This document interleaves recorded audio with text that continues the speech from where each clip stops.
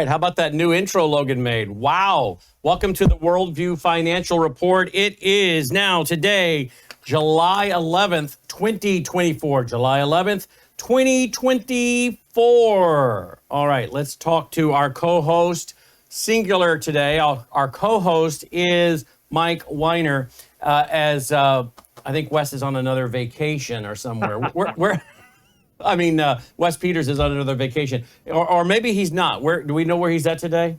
He has a doctor's appointment. That's one thing you'll probably never hear me say. I can't be here. I have a doctor's appointment. I haven't been to a doctor in 12, 15 years probably.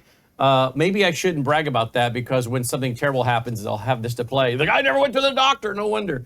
But I try to stay away from those doctors. So I don't know. What are we going to talk about today now that Wes is not here? Well, there's a lot of things to talk about here right now. You have the talking a lot of the issues in the articles that Wes and I sent this morning that we wanted to go over. But already this morning, something huge came up with the situation with the CPI, and they show it being which is Consumer Price Index. Correct. I was going to say that, and I was there when it was invented. But at the end of the day, everything in this country, they talked about it the other day. All these numbers that they come up with, up 2 months or 3 months later, they redo them to reality. The point is, for the viewers to understand, they are going by the inflation level this year.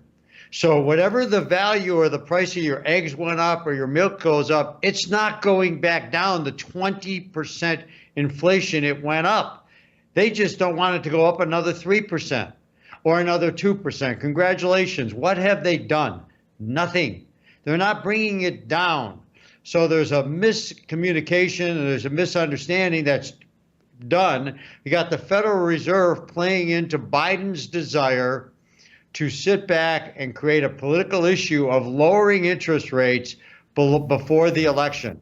Well, here's the article right here. Inflation slowed for second straight month, according to the Consumer Price Index. Now, that's a lie. You just said it. It is a lie. The government lies. They go back, they rig the numbers. But here's the thing. Even if it's so-called slowed, that's like saying they cut the budget. The Democrats used to play this. Well, they've cut the budget. But that would actually, is a misrepresentation of the real reality. They cut the budget. Meaning, that's what they'll say is, the Democrats would do this during the Clinton Gingrich time. They cut the budget. Reality is, they didn't advance as much as the Democrats wanted, but they did do an increase. They just cut back some with an increase. That doesn't mean it was cut. So these guys will play games like the inflation is slowing, but that doesn't mean we don't have inflation, number one. Number two, what are they using to measure inflation? And Michael, that this is a game they play. They are not using traditional things. I don't know, some of them they're not throwing in there is food and other things don't get counted when it comes to inflation. They use a kind of a static basket of goods versus a fluid basket that includes things for instance, if a family were to go from eating steak to eating chicken to save money, that would not show up a few years ago in the CPI. They were rigging the game. They were not saying, oh, the family stopped buying steak. No, they substituted it for chicken. This is what, now you can tell me if that's right or wrong, but this is what John Walter Williams with Shadow Stats has been reporting for years over at Shadow Stats to show us that the CPI numbers on inflation are rigged. Is any of that true? That's totally true. The problem is mom and pop America is going to go to the grocery store today and go, oh, well, prices are going down. They are not going down, and they're not dealing with what they caused. Nothing's being dealt with what they caused. They're just making sure it doesn't go up any more than 3%. So all of the numbers that come out all the time, even for employee, the Secretary of Labor was just called to task. And she was called to task because the job report came out looking great, and it turned out to be totally false 2 months later. And then almost all of the jobs that were created governmentally. And her response... Or illegals. Or illegals. Her response was, it's still a job. I mean, where do these people come from? I think somebody said it a long time ago when Zeke Emanuel came out and called Americans stupid. They don't get it anyways. We can say what we want. They won't figure it out. They think, for all your listening public out there, they think you're stupid. They think you don't pay attention. They think that they can pass the ball right by you. They think they can tell you inflation went down, and inflation did not go down. You're not going to go to the store. Your prices have not gone down. They're going to go up, but they're just not going to go up more than 3%. Wow. What about the 20%? It doesn't matter. So this is a shell game. It's like the old story, pick a card, pick a card. It's pick a number. This information is not accurate, really, completely not accurate. Let's look at this headline. Companies are going bankrupt at the fastest pace since 2020, a historic surge. Now, this is troubling because in 2020, of course, we had coronavirus and a lot of businesses got shut down. A lot of businesses could not get what they needed to manufacture their products because of the collapse of the just-in-time inventory. Ships weren't coming in from China and other places like they should be. And so a lot of companies were having a very, very difficult time with the parts they needed to manufacture their product. But then you had people whose businesses were being shut down, restaurants, other things. Of course, it damaged greatly the hotel business, hotel industry. A lot of businesses suffered. There's a trickle down. You know, people wanted to talk about voodoo economics during the George H. Election when he was running. And I think it was Hoover, it was one of the guys he was running against. His name escapes me now. That's how irrelevant he was. But he was talking about voodoo economics, and they were making fun of the idea of trickle down. But stuff does trickle down. It does trickle down. You know that when building slumps, it trickles down to the carpenters. It trickles down to the electricians, the plumbers, the guys that do the tile work, the guys that do the sheetrock work. Of course, it trickles down. So when you shut businesses down, that has a big impact on a lot of other businesses that are in that chain of production or service. So for you to have businesses that are going bankrupt at a faster pace than 2020, we have to put that into the context of what was going on in 2020. And to think that that's not happening now, yet they're closing at a fastest pace since then, businesses are, they're going bankrupt. Why? Why, Michael? What's going on that's making them go bankrupt? Cost of doing business. Bingo. Business, it's cost of doing business. First of all, in idiotic states like California, and I'm sorry for you people who are forced to live there, they have done what they've done in the restaurant business to destroy the fast food industry. So people are losing their jobs left and right. So you can have one person versus 10 working there making $3 an hour more, but the rest of them are all out on the street. You have prices that have gone through the deep end. You've got insurance costs for running your business going up. The Green New Deal killing you with all these crazy, ridiculous regulations that they put on.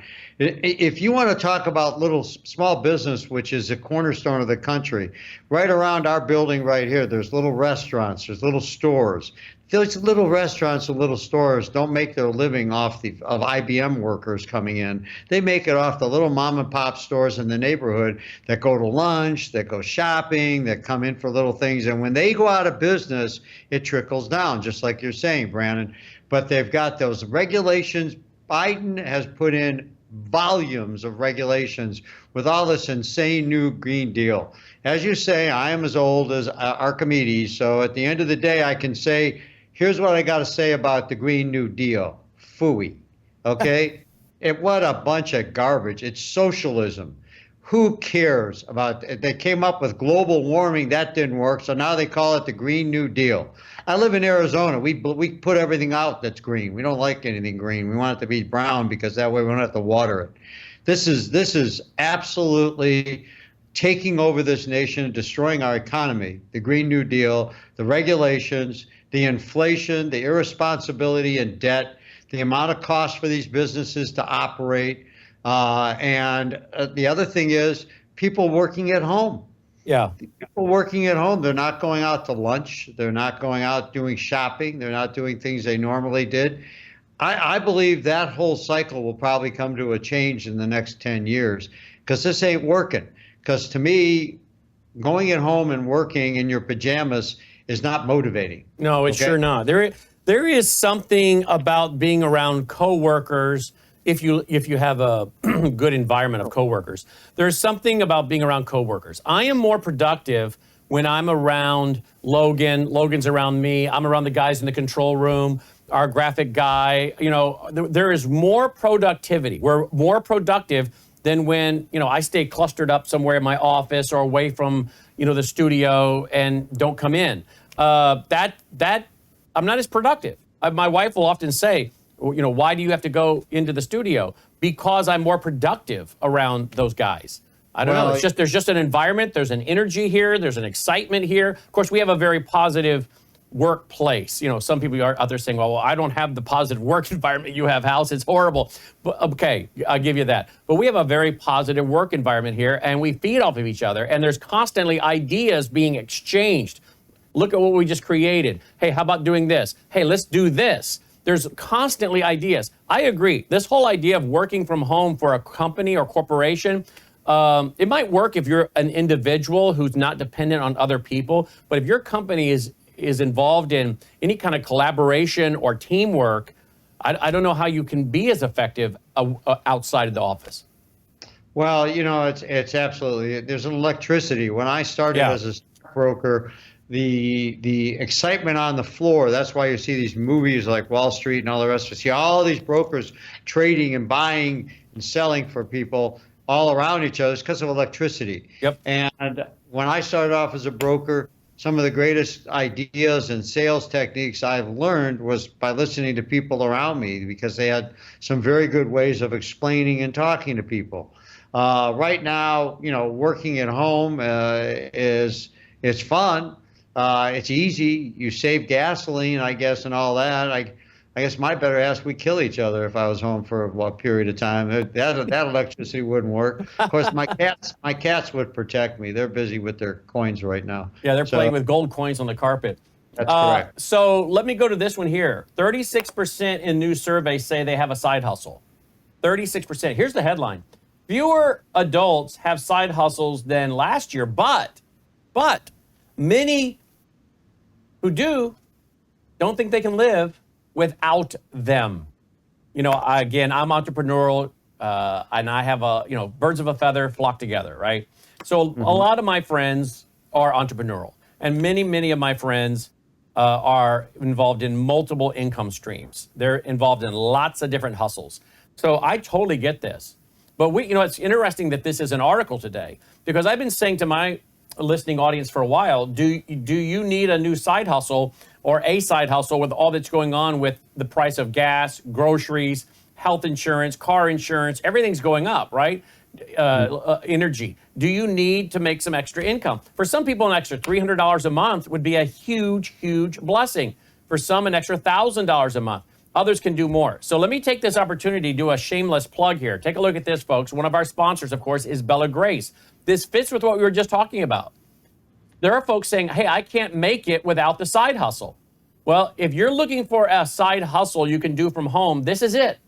Now, you can order Bella Grace, which I believe in and I take every day, okay? I take it every day. Logan takes it every day. Melissa takes it every day. We've gotten great results. And we would urge you to go there and order now and get a subscription. But I'm telling you, we have a huge group of you now that are now selling this. And all you got to do is do what I do. It's not hard. Just take it for 30 days, have your own experience, your own testimony to tell people, and then talk about the science behind it, the nearly 80 clinical trials behind this. It's not difficult, folks. So if you're looking for a side hustle, go to melissahousebg.com, click on the link, join Brannon and Melissa's team. Obviously, most of you live in the United States. You want to be an ambassador. The free influencer is, if you want to get 3 people to sign up, and then you get your subscription for free every month, which again, that's not a bad deal either. But if you want to make this into a living and make an extra $1,000 a month, look, folks, I know people that are doing this now, and some of them are not even trying, and they're doing a few $1,000s a month, and they're barely trying. One of my friends who is a guy, he's an entrepreneur. I think I told you about him the other day. He just had about 3 of these fireworks stands, made several, $1,000. I mean, tens of thousands of dollars doing that. Now he's on to a next thing. And I was telling him about this. I said, this is right up your alley.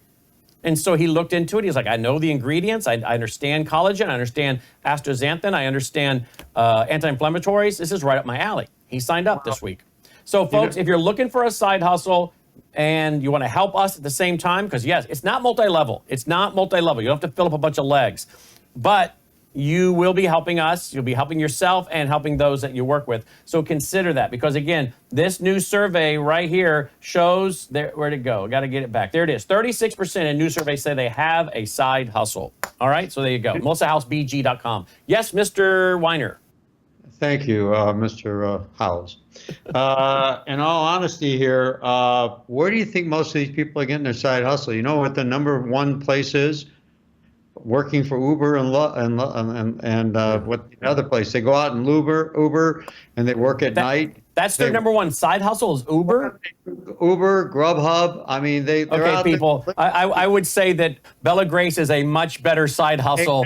Exactly. I'm just saying in general, what's really sad about this, talking about the economics of it, going all the way back to Leave It to Beaver, and then prior to television when I was alive, the people legitimately stayed at home. Housewives were at home.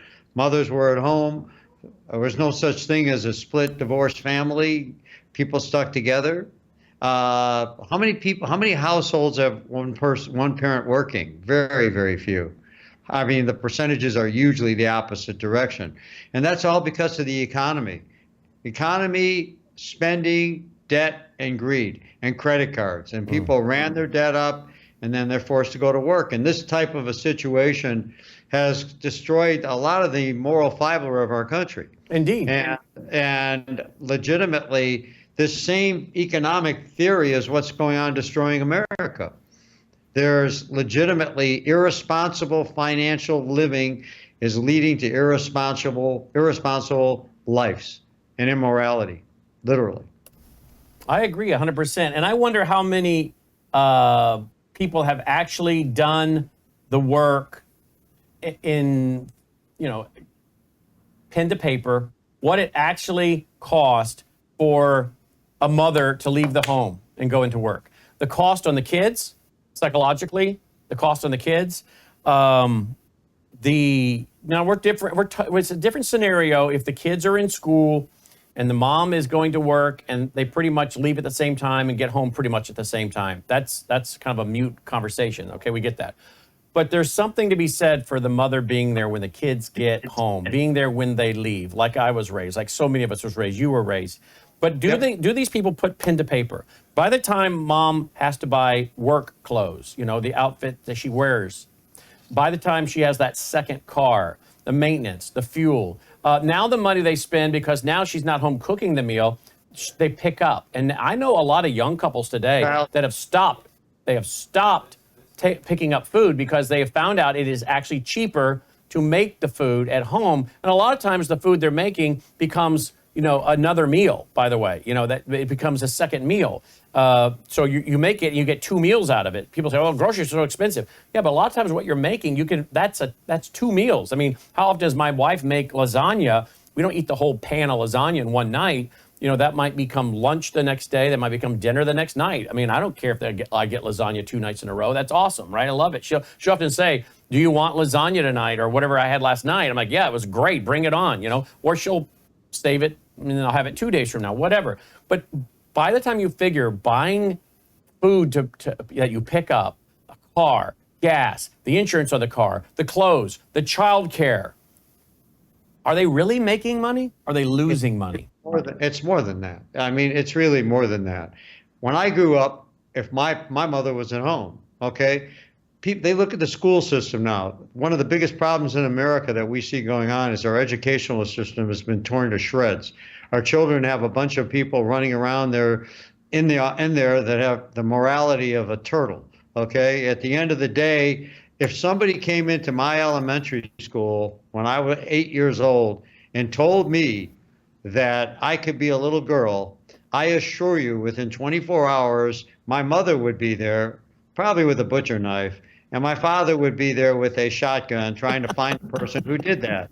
But nowadays, these parents work, they're not at home, they don't pay attention, they want to make sure their kids get home, and that's it. So they're not involved because they're too involved with their other life than the life they have at home. Yeah. And that's why. And there is a high price on that. But that, in other words, you can't put a price on that. Of America. Yeah, you can't put a price on that. This article says about 35% of side hustlers use the money to pay for living expenses, like rent and groceries. Yeah. So again, this inflation, it's a hidden tax. Let me tell you what's the biggest garbage going on. The fact that we cannot take this hidden tax of inflation off our taxes. You know, I'm tempted to tell my accountant, screw it, take it off the taxes. Go ahead and add a line and tell the IRS we're taking off inflation because you're robbing us, you're cheating us. It is a hidden tax. We ought to be able to take it off our taxes. You know what? One of the most unconstitutional groups ever to be created is the Internal Revenue Service. It's absolutely unconstitutional, without a doubt. I mean, I don't suggest people avoid paying their taxes. It's not worth it. But this group couldn't pass their own audit. They can't. They can't pass their own audit. It is a joke. Talk to any legitimate accountant, and he'll tell you what a joke the IRS is. They're absolutely hypocrites. They don't do what they demand of the American people. It is unconstitutional. And the reality is they're just printing the money anyway. Do they really need our tax dollars? Because they're already just printing the money with modern monetary theory anyway. I think the reason they tax us, folks, is to show us who's boss. I think the reason they have federal income tax and keep it going is so they can show you that you're the slave. This is master morality and slave morality. But I'm telling you, this rate of inflation is a hidden tax, and we ought to be able to take it off on our taxes. And I'll tell you something else. If the Congress cannot balance the budget and get things under control, their salary should go down to $1 a year. $1. We need legislation that says if you cannot do the job up there, balance the budget, and put other criteria, automatically your salaries go to $1 a year, no health insurance, no retirement, nothing. Make it miserable to be a member of Congress. Make it miserable. And then we will see the cream rise to the top. And the people that actually know how to run a business, turn a profit, will go there for a 2-year cycle or a 6-year cycle in the Senate. They'll do it, they'll get it done, and they'll go home. Right. And they won't do it for the money. They'll do it to save the republic. We need federal legislation that members of Congress get zero benefits for being in Congress when they don't do their job. Immediately, their salary goes to $1, no retirement, no health insurance, nothing. No extra stuff for travel, flying back home to your district, none of that. Make it so uncomfortable for them to be penalized. Make it so uncomfortable for them when they don't do their job, they'll be motivated to do what's their job constitutionally. Agree or disagree? I totally agree, but I think I have a better idea too. A good idea is that everybody in Congress has to show their tax returns at the end of the year. If they did that, they want the president to do that. They want the vice president to do that. But none of the people in Congress do that. If they would have done that 50 years ago, I guarantee you Joe Biden wouldn't be president right now. I guarantee you Nancy Pelosi and her husband, who had peanuts, all of a sudden watch their income going up and up and up and up. And you don't even see it. Insider trading is still legal in the stock. I know, it's ridiculous. It's absolutely insane. These people go into Congress broke and they come out rich. And I look at Clyburn and all these other guys that supposedly are great, all-American, great giving people, and their districts are a disaster. They look at the gal in California. What's the gal's name? I forgot it right now. I'm having a senior moment.